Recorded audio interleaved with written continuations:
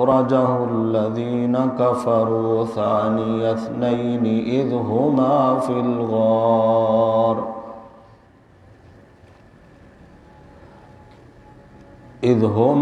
الغار إذ يقول لصاحبه لا تحزن إن الله معنا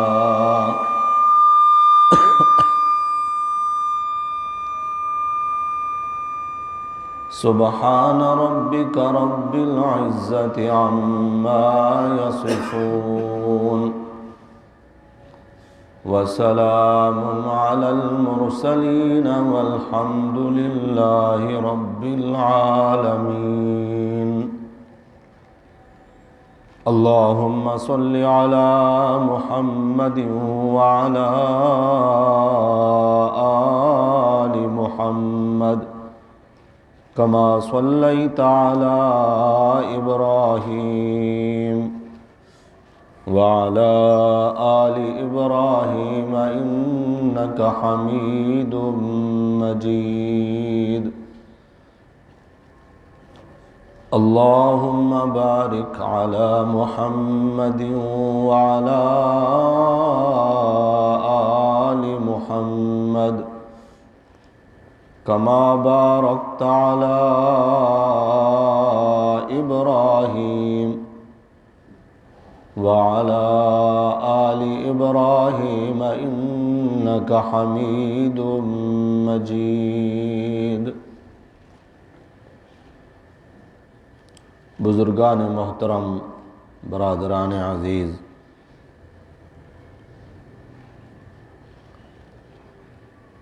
پچھلے خطبہ میں امیر المؤمنین خلیفۃ الرسول سیدنا ابو بکر صدیق رضی اللہ تعالی عنہ کا ذکر ہو رہا تھا۔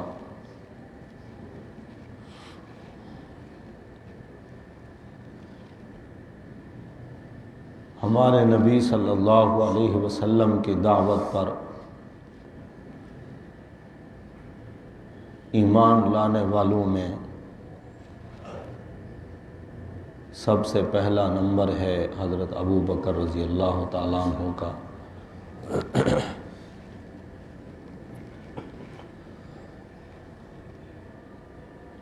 کافی ساری باتیں حضرت ابو بکر کی شان کی پہلے آپ نے سنی ہے۔ حضور اکرم صلی اللہ علیہ وسلم فرماتے ہیں میرا خلیل اور میرا دوست اللہ ہے، اگر دنیا میں میں کسی کو اپنا خلیل بناتا تو پھر ابو بکر کو اپنا خلیل بناتا۔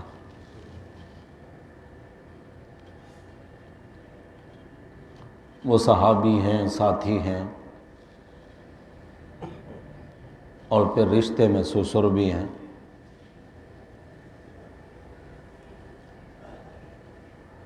آپ صلی اللہ علیہ وسلم پر ایمان لانے کے بعد حضرت ابو بکر رضی اللہ تعالی عنہ سائے کی طرح میرے نبی کے ساتھ رہے۔ جس طرح چلنے والا شخص اس سے اس کا سایہ جدا نہیں ہو سکتا، حضرت ابو بکر رضی اللہ تعالیٰ عنہ ایسے ہی میرے نبی کے ساتھ رہے۔ اجازت مانگتے رہے کہ یا رسول اللہ مجھے اجازت دیں، میں کعبہ میں جا کر سر عام لوگوں کو اسلام کی دعوت دوں۔ اور آپ صلی اللہ علیہ وسلم ان کو صبر کی تلقین فرماتے کہ ابھی حالات سازگار نہیں ہیں، اکثریت دین اسلام کی مخالف ہے، زیادہ تر لوگ میری نبوت کے منکر ہیں، دشمن ہیں۔ کچھ دنوں کے بعد حضرت ابو بکر رضی اللہ تعالی عنہ نے کعبہ میں جا کر سر عام لا الہ الا اللہ کی دعوت بھی دے ڈالی۔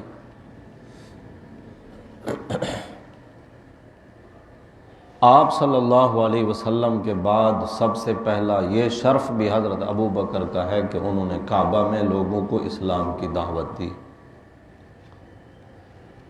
بس پھر کیا تھا، کافر آپ پہ ٹوٹ پڑے، بے تحاشا آپ کو مارا، حتیٰ کہ سیرت کی کتابوں کے جو الفاظ ہیں ان میں روند ڈالا پاؤں کے نیچے لوگوں نے۔ چہرے کی یہ کیفیت ہوئی حضرت ابو بکر کی، ایسا لگتا تھا کہ ان کے چہرے پہ ناک ہے نہیں۔ بے ہوش ہو کر گر پڑے، آپ کے قبیلے والے، خاندان والے اٹھا کر آپ کو گھر لے گئے۔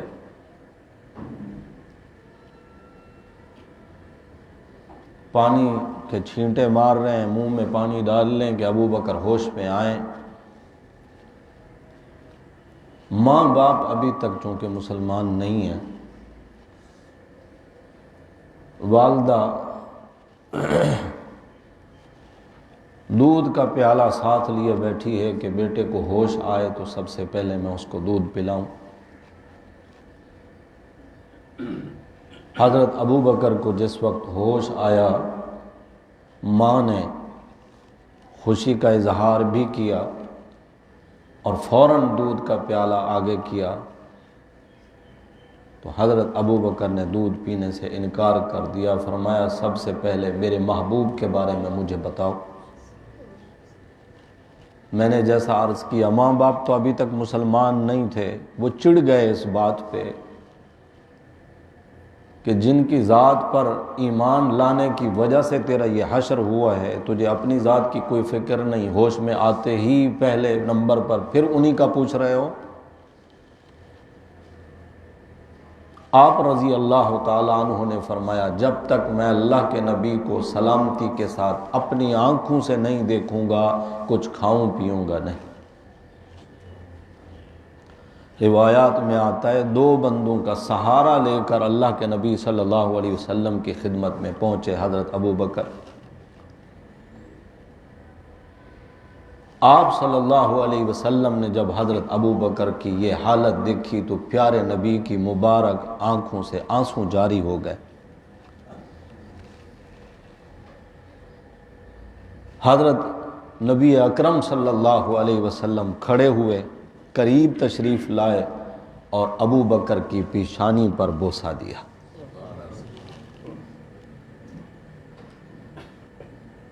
اسلام کی خاطر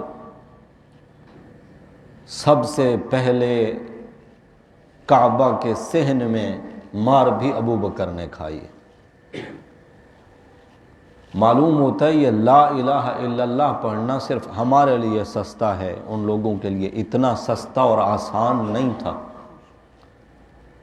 ہمارے لیے اس لیے سستا ہے کہ ہم میں سے اکثریت تو لا الہ الا اللہ کا مفہوم جانتی نہیں ہے،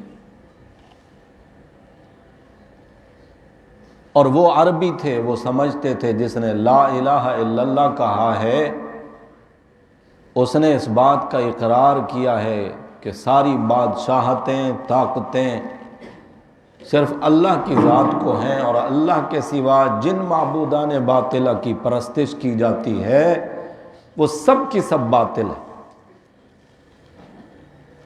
ورنہ لا الہ الا اللہ میں تو کوئی ایسی بارود نہیں بھری ہوئی کہ جس سے کسی کو تکلیف ہو، لیکن تکلیف اس وقت ہوتی ہے۔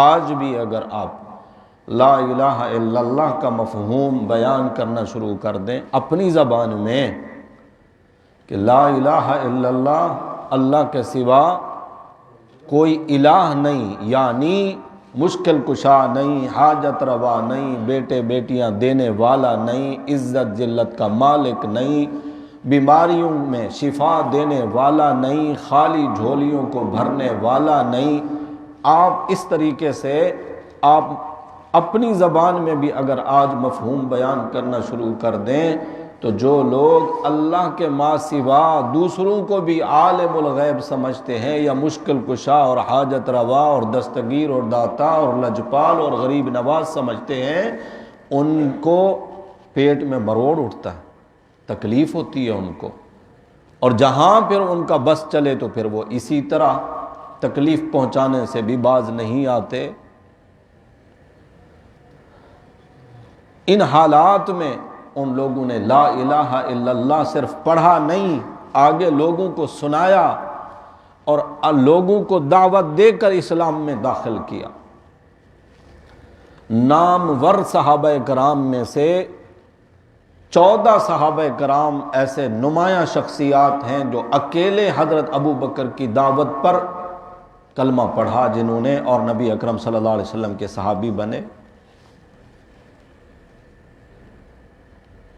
ان میں سے 6 صحابہ کرام تو 10 مبشرہ میں سے ہیں، حضرت طلحہ ہیں، زبیر ہیں، سعد ہیں، سعید ہیں، ابو عبیدہ بن جراح ہیں، عبد الرحمن بن عوف ہیں، رضی اللہ تعالی عنہم اجمعین۔ غزوہ بدر 2 ہجری میں پیش آیا، اسلام کا پہلا معرکہ کفر کے ساتھ۔ روزے ابھی فرض ہوئے ہیں، پہلا رمضان ہے اسلام کا،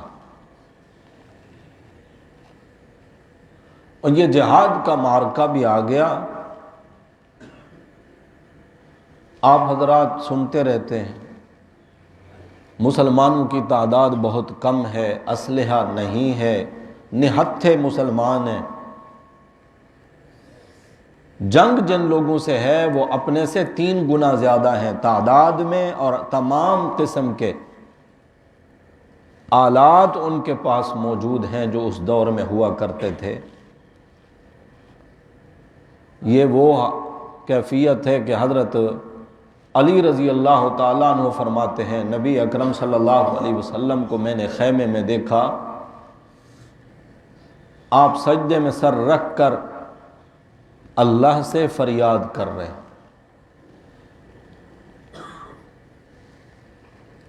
فریاد کن الفاظ کے ساتھ تھی؟ یا حی یا قیوم برحمتک استغیث۔ یہ دونوں اللہ کے نمایاں صفاتی نام ہیں، الحی القیوم۔ میں تیری رحمت کے واسطے سے تجھ سے استغاثہ طلب کرتا ہوں، فریاد کرتا ہوں۔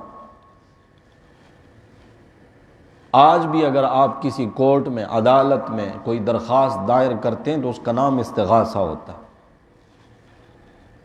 کہ یہ فریادی ہے، فریاد کرنے والا ہے۔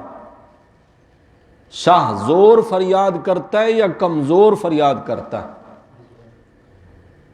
کمزور فریاد کر رہا ہے شاہ زور کے سامنے، اور یہاں وہ ذات ہیں نبی اکرم صلی اللہ علیہ وسلم کی کہ اللہ کے بعد جن کا سب سے اونچا مقام ہے۔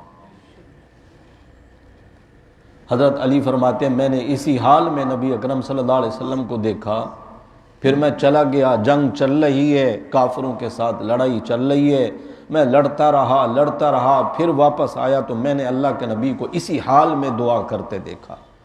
میں پھر چلا گیا، پھر کتنے وقت کے بعد واپس لوٹا تو میں نے اللہ کے نبی کو اسی حال میں دعا کرتے دیکھا۔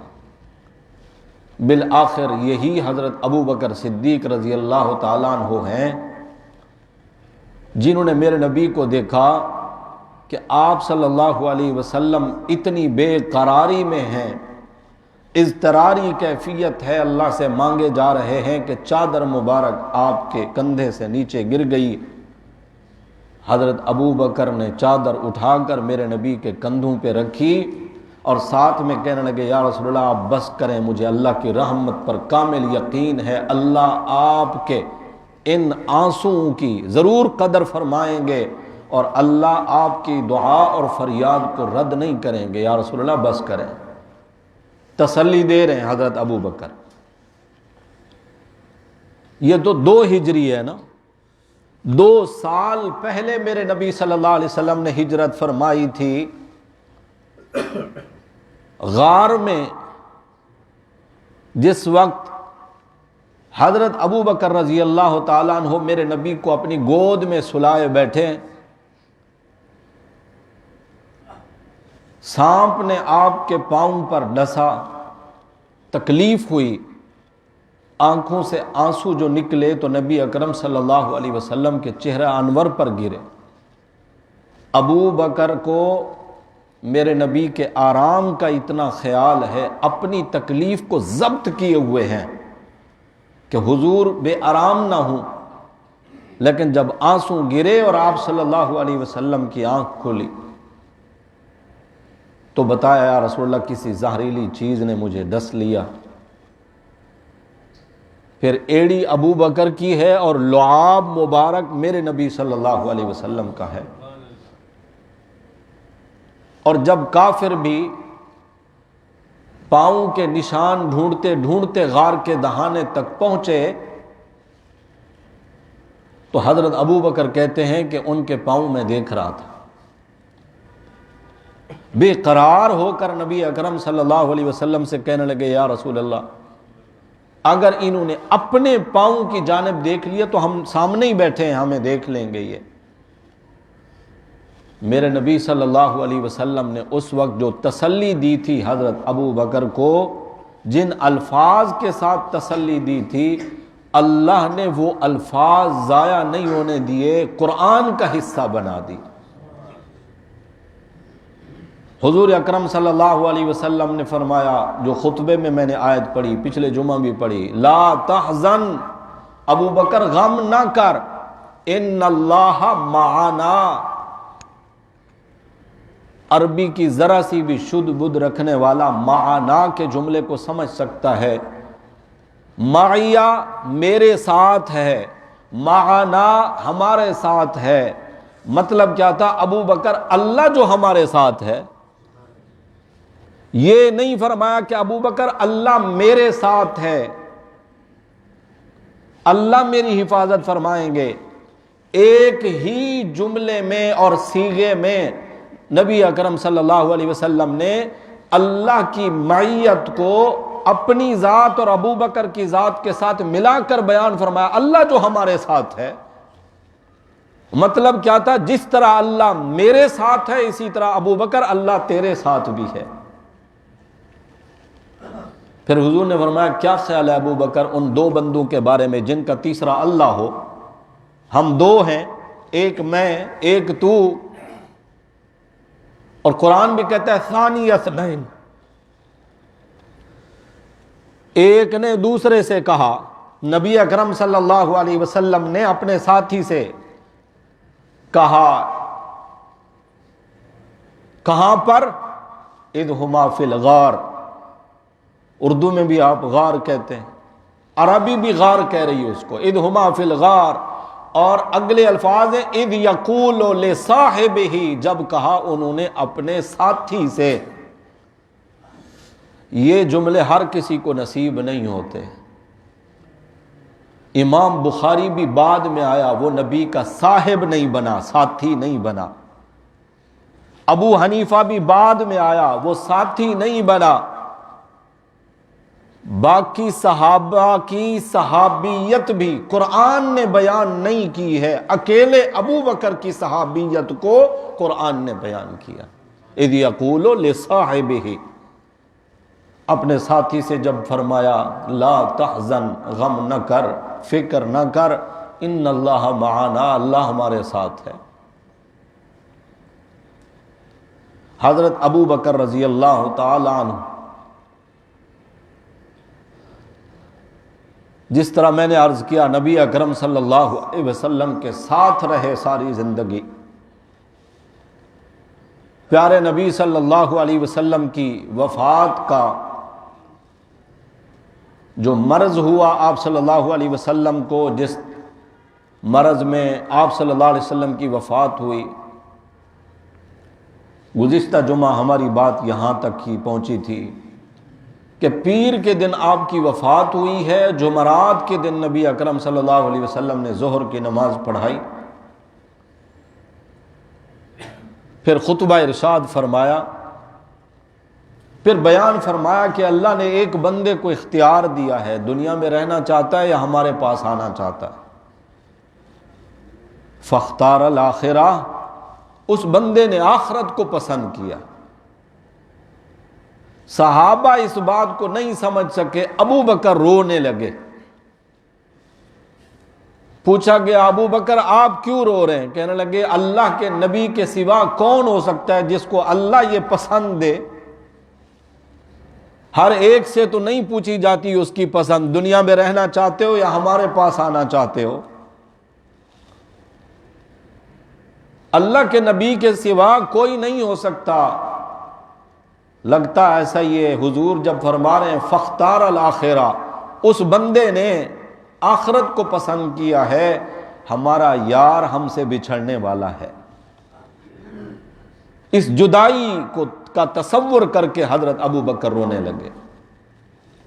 اور جب نبی اکرم صلی اللہ علیہ وسلم کو پتہ چلا کہ ایک کونے میں بیٹھا ابو بکر رو رہا ہے، تو پھر آپ صلی اللہ علیہ وسلم نے اپنے خطبے کا عنوان اور موضوع تبدیل فرما دیا۔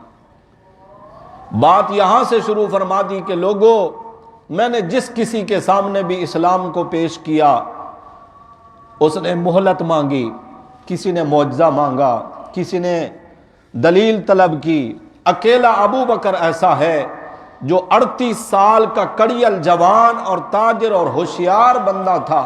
جب میں نے اس کے سامنے اسلام کی دعوت کو پیش کیا تو اسی لمحے اس نے کلمہ پڑھا اور وہ مومن بن گئے۔ پھر آپ صلی اللہ علیہ وسلم نے فرمایا کہ لوگوں، مجھ پر دنیا میں جس کسی نے بھی احسان کیے، میں نے ہر ایک کے احسان کا بدلہ چکا دیا ہے۔ علی کے مجھ پر بڑے احسان ہیں۔ ہجرت کی رات جہاں دشمن چاروں طرف میرے گھر کو گھیرے ہوئے تھے، میرے بستر پر سو جانا کوئی آسان تھا؟ علی جیسا بہادر ہی ایسا کام کر سکتا تھا کہ بلا خوف سو گئے۔ اور میں اکثر سنایا کرتا ہوں، بعد میں کسی نے پوچھا حضرت علی سے کہ آپ کو نیند آئی تھی اس رات؟ آپ کو علم تھا سارے قبائل کے جوان ننگی تلواریں لے کر گھر کے باہر کھڑے ہیں، اور آپ اللہ کے نبی کی چادر لے کر سوئے تھے۔ کہنے لگے جتنا سکون کی نیند اس رات آئی تھی، اتنی نیند سکون کی میں نے کبھی نہیں کی۔ پوچھنے والا حیرت سے پوچھتا ہے وہ کیسے؟ کہنے لگے ہر رات سوتا تھا تو یہ یقین نہیں ہوتا تھا کہ صبح زندہ اٹھوں گا یا نہیں۔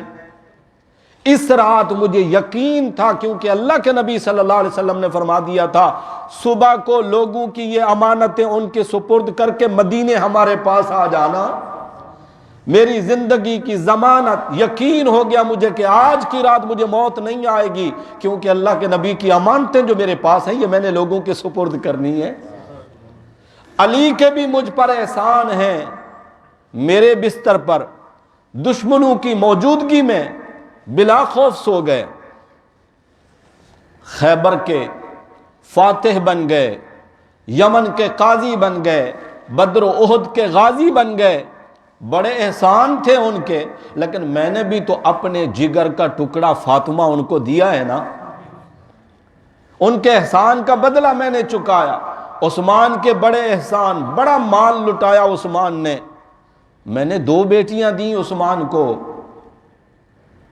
لوگوں، جس کسی نے بھی مجھ پر احسان کیے، میں نے ان کے احسانوں کا بدلہ چکا دیا۔ کوئی نہیں کہہ سکتا کہ ہمارا احسان ہے اللہ کے نبی پر۔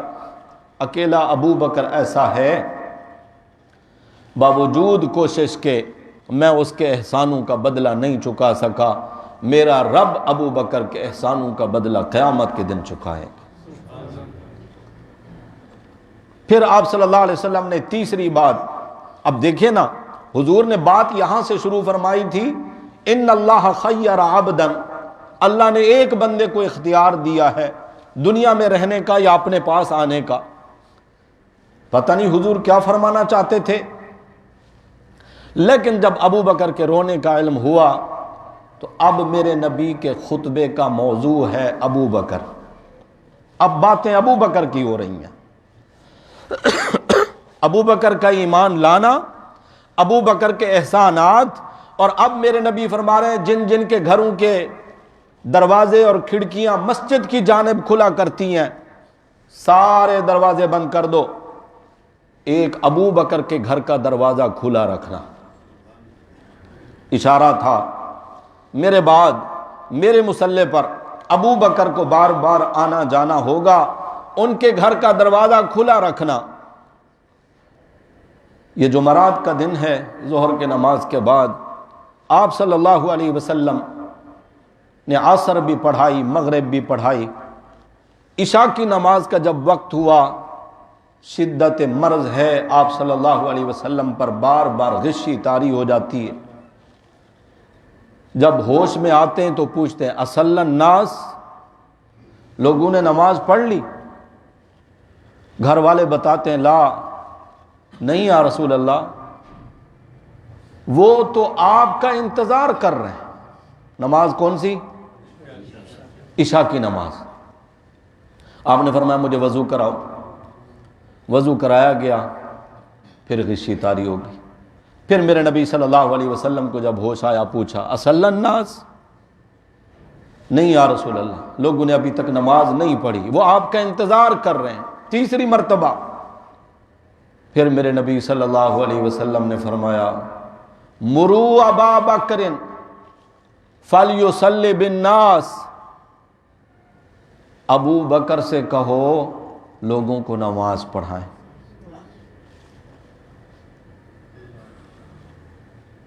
دن کون سا؟ عشاء کی نماز حضرت ابو بکر صدیق رضی اللہ تعالیٰ عنہ نے پڑھائی۔ اگلا دن جمعے کا 5 نمازیں کتنی ہو گئیں؟ پھر اگلا دن ہفتے کا 5 نمازیں کتنی ہو گئیں؟ پھر اگلا دن اتوار کا 5 نمازیں کتنی ہو گئیں؟ پیر والے دن فجر کی نماز بھی پڑھائی، اور پیر والے دن تقریباً 10-11 بجے کا وقت ہوگا، اللہ کے نبی صلی اللہ علیہ وسلم کی وفات ہو گئی۔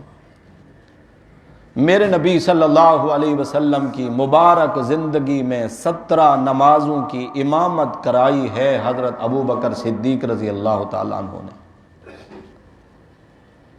یہاں ایک سوال ہے مسلمانوں سے یاد دہانی کے طور پر کہ کہیں پر کسی کی چرب زبانی میں آ کر دھوکہ نہ کھائیے۔ جس وقت میرے نبی صلی اللہ علیہ وسلم فرما رہے ہیں مرو ابا بکر فلیصلی بالناس، 3 مرتبہ فرمایا ابو بکر سے کہو لوگوں کو نماز پڑھائیں، اس وقت حضرت علی کہاں تھے؟ مدینہ میں تھے۔ حضرت علی کہاں تھے؟ مدینہ میں۔ میرے نبی صلی اللہ علیہ وسلم کے سگے چچا حضرت عباس کہاں تھے؟ مدینہ میں۔ ان کے بیٹے عبداللہ بن عباس، عبید اللہ بن عباس، فضل بن عباس، یہ سب بھی مدینہ میں تھے۔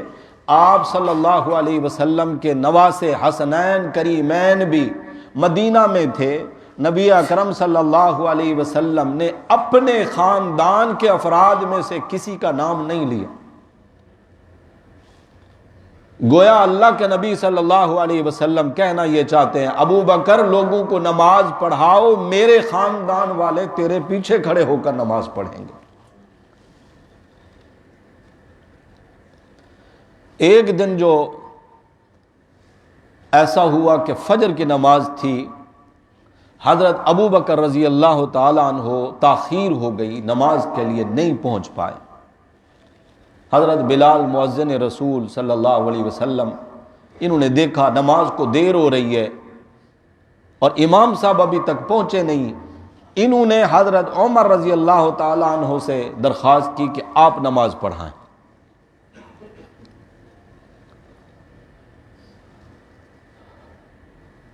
اور اگرچہ آپ کا مطالعہ ہو، مجھے ایسا لگتا ہے کہ آج سے پہلے یہ بات نہیں سنی ہوگی۔ حضرت عمر رضی اللہ تعالیٰ عنہ نے تکبیر ہو گئی، اقامت ہو گئی، اللہ اکبر کہا، اور برابر والا حجرہ ہی تو ہے نبی اکرم صلی اللہ علیہ وسلم کا۔ دیکھا ہے نا، جب آپ ریاض الجنہ میں ہوتے ہیں تو آپ کے بائیں طرف کیا ہے؟ حجرہ عائشہ، روضہ اطہر یہی گھر ہے، یہیں سے دروازہ ہے، یہیں سے آپ صلی اللہ علیہ وسلم تشریف لاتے نماز پڑھانے کے لیے۔ آپ کے مبارک کانوں تک آواز پہنچی حضرت عمر کی۔ میرے نبی نے جیسے ہی سنا، پہچان لیا کہ یہ آواز میرے یار ابو بکر کی تو نہیں ہے۔ فوراً اللہ کے نبی صلی اللہ علیہ وسلم نے فرمایا لا، نہیں، لا یاب اللہ ورسولہ والمؤمنون لا یاب اللہ، اللہ بھی انکار کرتے ہیں ابو بکر کے ہوتے ہوئے کسی اور کی امامت کا، اللہ کے رسول کو بھی اعتراض ہے اور مومن بھی اس بات کو تسلیم نہیں کرتے۔ یعنی آپ صلی اللہ علیہ وسلم نے منع فرمایا کہ عمر نماز نہیں پڑھائیں، ابو بکر نماز پڑھائیں گے۔ حضرت عمر رضی اللہ تعالیٰ عنہ نے نماز توڑ دی، لوگوں نے صفیں توڑ دی، حضرت ابو بکر آئے اور انہوں نے نماز پڑھائی۔ پھر ایک دن نبی اکرم صلی اللہ علیہ وسلم کی مبارک طبیعت میں، صحت میں افاقہ ہوا، کچھ بہتری آئی، شوق کہ میں جماعت کے ساتھ جا کر نماز پڑھوں۔ پوچھا نماز ہو گئی؟ یا رسول اللہ جماعت کھڑی ہے، نماز ہو رہی ہے۔ فرمایا مجھے مسجد لے چلو، میں مسجد میں جا کر نماز پڑھتا ہوں۔ یہ باتیں کی جاتی ہیں، سنی جاتی ہیں، پڑھی جاتی ہیں، دعا کرو اللہ کرے ہمارے دل میں اتر جائیں۔ بخاری شریف سمیت حدیث کی ہر کتاب میں یہ حدیث موجود ہے۔ میرے نبی صلی اللہ علیہ وسلم کی حالت یہ ہے کہ اپنے مبارک قدموں سے چل نہیں سکتے، دو صحابہ کا سہارا لیا ہے آپ صلی اللہ علیہ وسلم نے۔ جو اس حدیث کا روایت کرنے والا صحابی ہے وہ کیفیت بیان کرتا ہے کہ آپ صلی اللہ علیہ وسلم کے مبارک پاؤں گھسٹ رہے ہیں زمین پہ۔ حضور کیا کرنے آ رہے ہیں؟ کہاں؟ گھر پہ نہیں ہوتی؟ کیا سکھایا امت کو؟ امت کو ہی سکھانے کے لیے آئے ہیں نا۔ کیا آپ صلی اللہ علیہ وسلم کے لیے بھی کوئی خطرے کی بات تھی جن کے بارے میں میرا رب کہتا ہے لِيَغْفِرَ لَكَ اللَّهُ مَا تَقَدَّمَ مِن ذَنبِكَ وَمَا تَأَخَّرَ، میرے پیغمبر آپ کی اگلی پچھلی ساری خطائیں اللہ نے معاف کی ہیں۔ میرے تیرے سر میں درد ہو جائے تو ہمیں گنجائش مل جاتی ہے کہ یا تو نماز سرے سے پڑھے نہیں، یا پڑھ لیں گے تو دفتر میں، دکان میں، گھر میں ہو جاتی ہے۔ اللہ کے نبی صلی اللہ علیہ وسلم دو بندوں کا سہارا لے کر مسجد میں تشریف لا رہے ہیں۔ کیا سبق ملتا ہے؟ مرد حضرات کو نماز کہاں پڑھنی چاہیے؟ اللہ توفیق دے، اپنا ایمان بنائیں۔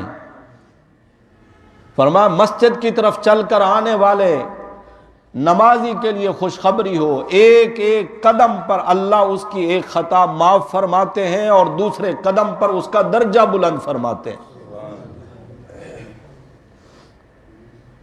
قبیلہ بنو سعد والے دور رہا کرتے تھے، ان کی بستی تھی، گاؤں تھا۔ پتہ چلا کہ مسجد نبوی شریف کے قریب میں کچھ گھر خالی ہوئے ہیں۔ ارادہ ظاہر کیا کہ ہم مسجد کے گھر جو قریب والے گھر ہیں ہم وہ خرید لیں، وہاں جا کر آباد ہو جائیں۔ اللہ کے نبی صلی اللہ علیہ وسلم کو پتہ چلا تو ان کو بلایا، فرمایا میں نے اس طرح سنا ہے تم لوگ یہاں مسجد کے قریب آباد ہونا چاہتے ہو؟ جی یا رسول اللہ۔ فرمایا نہیں، جہاں تمہارے گھر ہیں وہیں رہو، یاد رکھو تم اتنا دور سے جو چل کر آتے ہو نا، ہر قدم پر تمہاری نیکیاں ہیں اور تمہارے گناہ معاف ہیں اور تمہارے درجے بلند ہیں، یہ پڑوس والوں کو کہاں نصیب ہے؟ پھر نبی اکرم صلی اللہ علیہ وسلم نے فرمایا اندھیری راتوں میں مسجد کی طرف چل کر آنے والوں کو میدان محشر میں کامل نور کی خوشخبری سنا دو۔ پھر آپ صلی اللہ علیہ وسلم نے فرمایا مسجد کو آباد کرنے والا جس مسلمان کو تم دیکھو کہ بار بار وہ مسجد میں آیا جایا کرتا ہے، اس کے ایمان کی گواہی دو کہ یہ بندہ ایمان والا ہے۔ کیوں؟ اللہ قرآن میں بھی کہتے ہیں انما یعمر مساجد اللہ من آمن باللہ والیوم الآخر، مسجدوں کو وہی لوگ آباد کرتے ہیں جو ایمان والے ہیں۔ آپ صلی اللہ علیہ وسلم نے بھی فرمایا کہ جس کو مسجد میں آتا جاتا دیکھو اس کے ایمان کی گواہی دو، مان لو کہ یہ بندہ مومن ہے۔ اس طرح تو کئی احادیث ہیں، میں نے گزشتہ جمعہ شاید یہ حدیث بھی سنائی، اصل میں فجر میں بھی ہمارا جو حدیث پاک کا درس چل رہا ہے وہ بھی یہی جماعت کی نماز اسی موضوع سے تھا، اس لیے مجھے یاد نہیں پڑ رہا۔ نابینا صحابی میرے نبی صلی اللہ علیہ وسلم کی خدمت میں حاضر ہوتے ہیں، یا رسول اللہ میرا گھر دور ہے، میرا ہاتھ پکڑ کر مسجد تک لانے والا کوئی نہیں، کہیں ٹھوکر کھا کر گر پڑتا ہوں۔ راستے یوں نہیں تھے جو آج آپ جا کر دیکھتے ہیں مدینہ منورہ کے کھلے روڈ، سیدھے راستے، بنے ہوئے فٹ پاتھ، وہ پہاڑی راستے، کہیں پتھر پڑے ہیں، کہیں گڑھا ہے، کہیں جھاڑیاں ہیں، اس طرح کے راستے تھے۔ وہ صحابی عرض کرتے ہیں یا رسول اللہ مجھے اجازت دیں میں گھر پہ نماز پڑھ لیا کروں۔ سن رہے ہیں بھائی؟ آنکھیں نہیں ہیں ان کی، نابینا ہیں، ہاتھ پکڑ کے لانے والا بھی کوئی نہیں۔ جب انہوں نے اجازت طلب کی، رخصت چاہتے ہیں کہ مجھے اجازت مل جائے میں گھر پہ نماز پڑھ لوں، آپ صلی اللہ علیہ وسلم نے فرمایا ہاں گھر پہ پڑھ لیا کرو۔ وہ اٹھے جانے لگے، آپ صلی اللہ علیہ وسلم نے پیچھے سے آواز دے کر ان کو بلایا، ادھر آؤ۔ وہ آئے، فرمایا اذان کی آواز سنتے ہو؟ جی یا رسول اللہ اذان کی آواز تو میں سنتا ہوں۔ فرمایا پھر مسجد میں آ کر نماز پڑھا کرو۔ سن رہے ہو بھائی؟ نابینا ہے، ہاتھ پکڑ کے لانے والا کوئی نہیں، عذر ہے، شرعی عذر ہے اس کے پاس۔ اللہ کے نبی نے اس کو گھر پہ نماز پڑھنے کی اجازت دے دی۔ ہمارے پاس کیا عذر ہوتا ہے جب ہم مسجد کی طرف آتے نہیں، گھر پہ پڑھ لیں گے، دیر سے پڑھ لیں گے۔ اگر گھر پہ ہی پڑھ لینا، دفتر میں پڑھ لینا، دکان میں پڑھ لینا، کہیں پر پڑھ لینا ایسا ہوتا تو مؤذن کی آذان میں حی علی الصلاح کا جملہ کیوں رکھا گیا؟ بتاؤ اس کا کیا معنی ہے حی علی الصلاح؟ آؤ نماز کے لیے، اور بندہ آگے سے کہے کہ مجھے جانے کی ضرورت نہیں، میں تو گھر پہ پڑھ سکتا ہوں۔ اللہ کرے میری یہ باتیں میرے مسلمان بھائیوں کے دل میں اتر جائیں، ہر مومن مسلمان کو اللہ اس بات کی توفیق دے کہ وہ اللہ کے گھر کو آباد کرنے والا بن جائے۔ آپ حضرات میں سے اکثر نے یہ حدیث پاک سن رکھی ہوگی، میں یاد دہانی کے لیے تذکرہ کر دیتا ہوں، بات میری نہیں ہے، اللہ کے محبوب کی ہے۔ توجہ کیجئے گا، آپ صلی اللہ علیہ وسلم فرما رہے ہیں میرا دل یہ چاہتا ہے کبھی کبھی کہ میں مؤذن سے کہوں اذان دو، اور پھر اقامت کہلواؤں، اور کسی اور کو اپنے مصلی پہ امام بناؤں، اور پھر میں لکڑیاں جمع کر کے جا کر ان لوگوں کے گھروں کو آگ لگا دوں جو نماز کے لیے نہیں آتے۔ سنیے یہ حدیث، جن حضرات نے سنیے، جنہوں نے نہیں سنی آج سن لیں۔ یہ کون ہستی فرما رہی ہے گھروں کو آگ لگانے کا؟ یہ رحمت للعالمین صلی اللہ علیہ وسلم، جنہوں نے خود زخمی ہو کر بھی انتقام کا نہیں سوچا، بدلہ لینے کا نہیں سوچا، دشمن کو بھی بد دعائیں نہیں دی، جن سے بڑھ کر امت کے لیے شفیق اور مہربان کوئی نہیں۔ کیوں فرمایا ایسی چھت پر نہ سویا کرو جس کے باہر دیوار نہ ہو؟ کیوں فرمایا بتاؤ؟ شفقت نہیں ہے میرے نبی کی کہ بندہ ہے رات میں اچانک اگر نیند سے اٹھے خدا نہ خواستہ گر نہ جائے نیچے، اس لیے فرمایا ایسی چھت پہ مت سو جس کے باہر دیوار نہ ہو۔ گھروں میں جلتی آگ کو بجھائے بغیر مت سویا کرو۔ کیوں فرمایا؟ شفقت ہے، محبت ہے میرے نبی کی اور ہم دیکھتے ہیں آج کل جیسے سردیوں کا سیزن ہے، کئی گھروں میں ہیٹر کی وجہ سے گھروں کو آگ لگ جاتی ہے، کیونکہ وہ آگ جل رہی ہے، اور اللہ کے نبی صلی اللہ علیہ وسلم نے آگ کو بجھا کر سونے کا حکم فرمایا۔ ایسا شفیق پیغمبر، ایسا مہربان پیغمبر، ایسا رؤوف اور رحیم پیغمبر، وہ فرما رہے ہیں میرا دل یہ چاہتا ہے کہ میں جا کر ان لوگوں کے گھروں کو آگ لگا دوں جو نماز کے لیے مسجد نہیں آتے۔ ایسا کیا کیوں نہیں؟ کیونکہ گھروں میں عورتیں بھی ہوتی ہیں اور بچے بھی ہوتے ہیں، اور وہ جماعت کے ساتھ نماز پڑھنے کے مکلف نہیں ہیں۔ جماعت کی نماز مرد حضرات کے لیے ہے، لازم ہے، واجب ہے۔ حضور اکرم صلی اللہ علیہ وسلم 2 بندوں کا سہارا لے کر مسجد شریف میں تشریف لائے نماز کے لیے۔ جب آپ صلی اللہ علیہ وسلم داخل ہوئے، اس طرف کے نمازیوں کو محسوس ہوا کہ اللہ کے نبی صلی اللہ علیہ وسلم تشریف لائے، تو انہوں نے سبحان اللہ، الحمدللہ، جس طرح امام کو لقمہ دیا جاتا ہے متوجہ کرنے کے لیے، تاکہ بتایا جائے ابو بکر کو کہ اللہ کے نبی آ گئے، اور جب نبی آ جائیں تو پھر کسی اور کو نبی کے مصلی پر کھڑا نہیں ہونا ہے، اب اللہ کے نبی کھڑے ہوں گے۔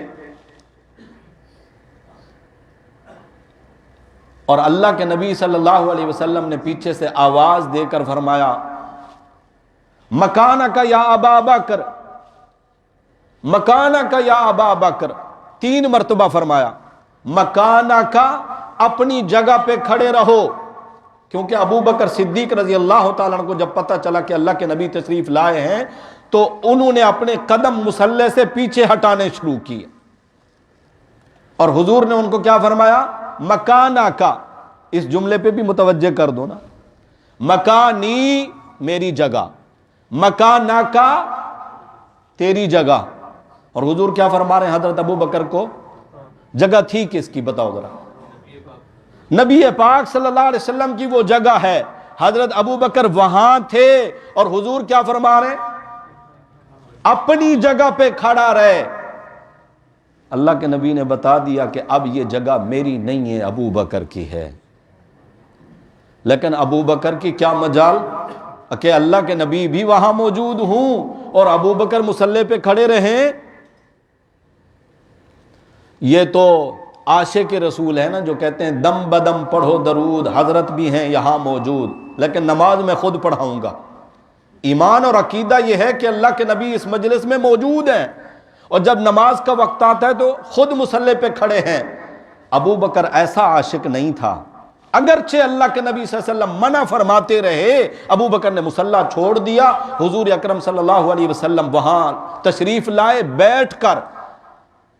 یاد رکھیے گا یہ جملہ بھی حضور اکرم صلی اللہ علیہ وسلم نے وہیں سے قرات شروع فرمائی جہاں سے ابو بکر صدیق نے چھوڑی تھی۔ اب کیفیت یہ بن گئی کہ حضور اکرم صلی اللہ علیہ وسلم امام ہیں، ابو بکر مکبر ہو کر تکبیریں کہہ رہے ہیں کہ آپ صلی اللہ علیہ وسلم ضعف، کمزوری کی وجہ سے آواز کم ہے، پیچھے والے لوگوں تک ابو بکر کی آواز جاتی رہے۔ حضرت ابو بکر صدیق رضی اللہ تعالیٰ عنہ خلیفہ بلا فصل ہیں، خلیفۃ الرسول ہیں، نائب ہیں اللہ کے نبی صلی اللہ علیہ وسلم کے۔